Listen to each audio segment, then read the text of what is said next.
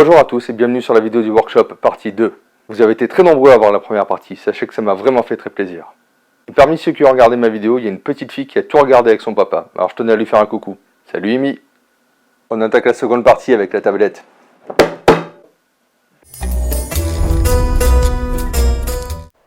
Voici les éléments que nous allons faire aujourd'hui. Donc nous allons commencer par les charnières. Elles font 5 par 10 cm avec un quart de rond sur les côtés. Donc elles vont être juxtaposées, une sur deux. Donc un groupe de 4 de chaque côté et un groupe de 3 au milieu. Sur les côtés, nous avons une barre qui va traverser ces charnières, une barre en aluminium, et à l'intérieur de cette barre, une tige filetée qui maintiendra le tout. En dessous, on va commencer par trouver des rails. Donc l'usage des rails extérieurs est de guider les guides qui se trouveront au-dessus de la table. Puisque souvenez-vous, cette tablette est destinée à accueillir une défonceuse et ou une scie sous table. Et éventuellement d'autres objets aussi. Voici donc le système à bascule qui permettra de maintenir la table ainsi que le petit rectangle, on va dire, que vous voyez en haut à gauche, qui est une sécurité. Chaque élément fera 5 cm de large. Donc je commence par déligner mes longueurs que je couperai après aux dimensions souhaitées. Donc là en l'occurrence je fais mes charnières qui font 5 par 10. Donc j'en ai 28 à faire. Je les prépare toutes et chacune aura un quart de rond sur le côté.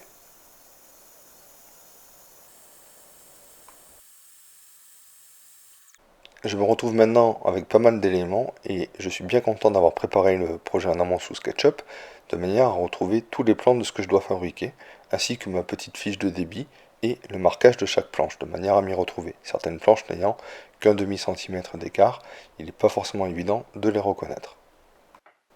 Il ne me reste plus qu'à coller mes éléments qui me serviront pour mes rails. Pendant ce temps, je réfléchis à une solution pour faire mes quarts de rond. Donc les quarts de rond des charnières. Je me souviens avoir vu une vidéo de Mathias Vandel qui faisait des quarts de rond à la scie sous table. Donc je me suis dit, tiens, je vais essayer. Alors je me souviens plus du tout de la vidéo et je n'ai pas vraiment cherché à la retrouver. Donc voici Mathias Vandel. Je ne sais pas si vous le connaissez, mais pour moi, lui, c'est le boss. Donc en gros, c'est un ingénieur qui s'est lancé dans le travail du bois. Il mélange les deux univers à la perfection. Donc vous avez plein de vidéos dans lesquelles il crée ses propres outils. Donc des scies circulaires, même une dégauchisseuse, une scie à ruban. Donc il fabrique tout. Vous avez son site sur lequel vous pouvez télécharger gratuitement ou s'ils sont payants ses plans et vous retrouvez un petit peu tout ce qu'il fait. Donc pour moi c'est la quintessence de la menuiserie, j'adore son site, donc je vous invite vraiment à le consulter. Du coup, je vais un petit peu improviser, mais je vais me lancer dans une découpe de quart de rond à la scie sous table. Donc on va bien voir ce que ça va donner, et au final, je m'en suis pas sorti trop mal. Il suffit simplement de positionner votre élément sur un axe de rotation qui lui permettra d'avoir un point fixe contre la lame. Donc là, en l'occurrence, j'ai fait un premier quart de rond, j'en ferai un deuxième, puisque là, il s'agit d'un guide qui me permettra après de travailler à la défonceuse, et le résultat est plutôt très satisfaisant. Donc pour la deuxième partie, vous allez le voir, je vais retourner les éléments. Donc c'est un petit peu dangereux quand même, à manipuler avec précaution.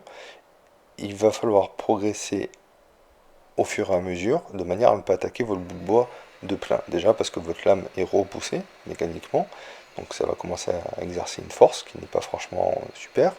Et aussi, sinon vous allez un petit peu tout éclater. Donc là j'avance progressivement et au fur et à mesure je monte un petit peu plus haut sur mon bout de bois. Après quelques passes, mon élément est parfait. Donc je vais avoir un rond totalement satisfaisant avec un radius qui me convient parfaitement et qui va me servir de guide pour travailler à la défonceuse.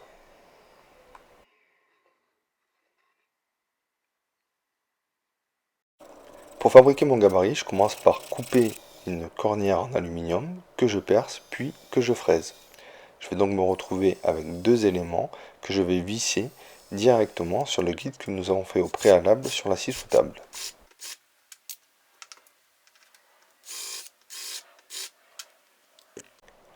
Je n'aurai plus qu'à positionner un de mes éléments de 10 cm en butée sur le bord de ce guide et à rajouter une cale, ce qui me permettra de pouvoir bloquer chaque élément que je vais poser dessus. Après avoir monté sous table ma géniale affleureuse Makita avec une mèche à copier, je vais faire mes quarts de rond. Donc j'ai fait un petit système où j'ai calé un tuyau d'aspirateur, puis je n'ai plus qu'à fraiser en utilisant le guide de la fraise, tout simplement.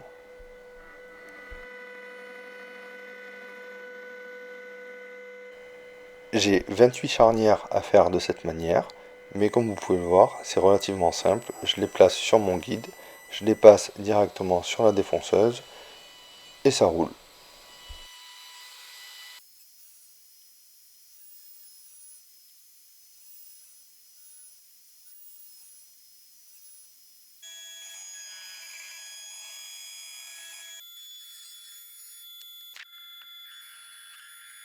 Mes charnières devant toutes se déplacer sur le même axe, je fabrique un petit guide de perçage. Donc il est extrêmement simple, 3 planches qui vont me permettre de caler directement ce qui va être plus tard ma charnière.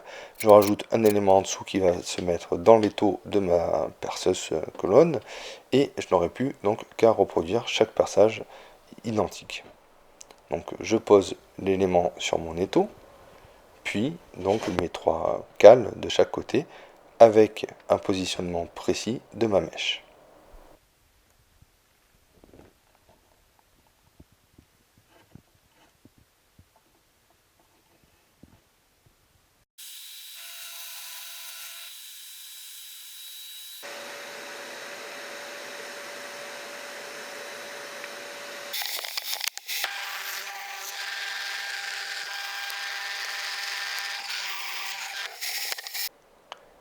Chaque charnière sera séparée d'une rondelle et une fois rapprochée par groupe de 4, vous en aurez 2 sur le montant et 2 sur la tablette.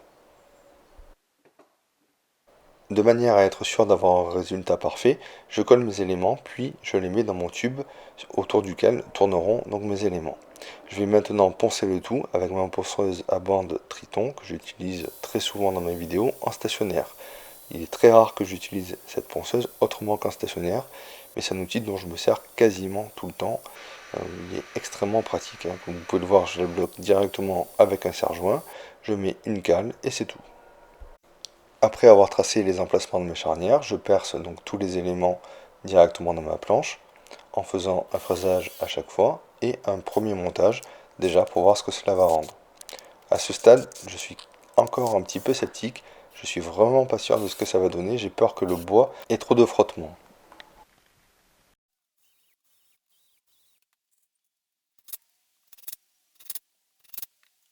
Je retire mes serre-joints et je procède à un premier test. Tel Simon dans la Cité de la Peur, je suis super content, tout se passe bien.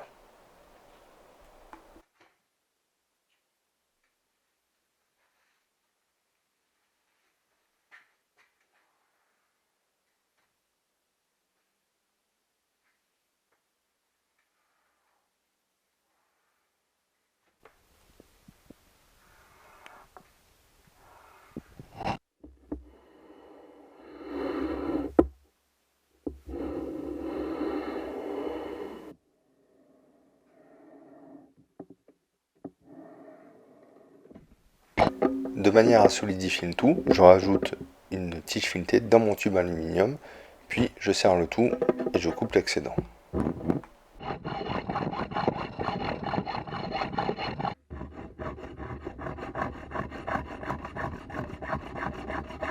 Pour cette partie, désolé pour la lumière, mais la nuit était tombée.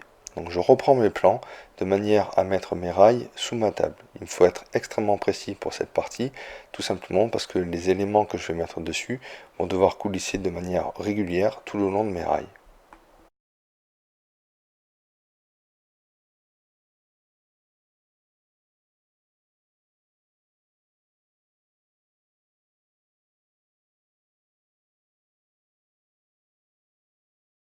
De manière à obtenir un écartement précis de 2 cm, j'utilise un tuyau de 2 que je coupe et que je mets à chaque endroit en m'en servant comme de simples écarteurs. Il va falloir maintenant que je démonte cela en positionnant mes barres comme vous pouvez le voir là. Donc là je vais me servir de ma petite scie à chantourner de Dremel. Donc c'est une très très bonne scie, j'ai fait un article dessus, vous pouvez le retrouver sur le blog. Et je vais tout simplement découper mes petits éléments de manière à ce que mes barres viennent s'enquiller parfaitement dans mes cales.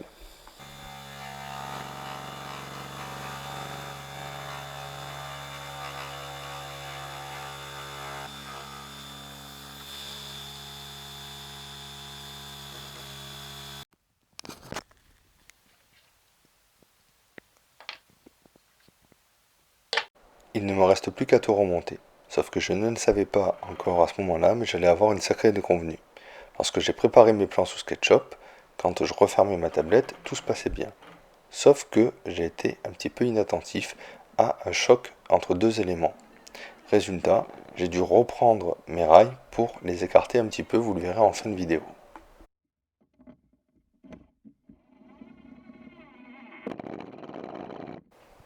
Ici aussi, j'ai fait une entorse à mon fichier SketchUp en descendant de 5 mm mes charnières, tout simplement de manière à pouvoir mettre sur la tablette une feuille de MDF de 15 mm et non pas 10 comme sur le reste du workshop. Donc, je reprends à nouveau ma petite ponceuse Triton et je vais finir mes éléments qui me serviront donc pour les cales de ma tablette. A nouveau, je coupe tous mes éléments à 5 cm en me servant de mon chariot. Ça me permet d'être précis et d'être en sécurité.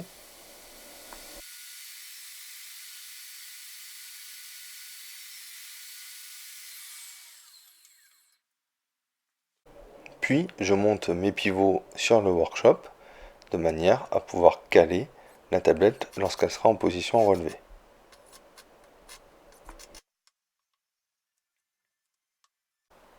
Tous mes éléments sont prêts, je n'ai plus qu'à monter la tablette. Jusque là, je suis content. C'est maintenant que ça va se corser. La tablette est lourde et difficilement positionnable tout seul. Je vais faire comme je peux, donc je prépare en amont toutes les vis. Et là, c'est le drame. Lorsque je positionne ma tablette, des éléments viennent se choquer sur mes charnières du bas. Donc je vais simplement décaler mes rails de 18 mm, soit l'épaisseur d'une planche d'OSB, et rajouter en bout deux planches de 18 mm également. Donc vous allez le voir après, tout se cale ainsi. La tablette est désormais montée sur le workshop, donc là vous l'avez en position fermée, je n'ai plus qu'à l'ouvrir. Je la cale avec donc, mes barres de renfort.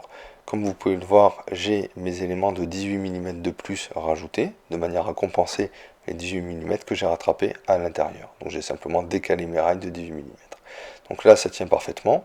Je me suis appuyé à l'avant, ça n'a pas bougé. Donc ça peut tenir.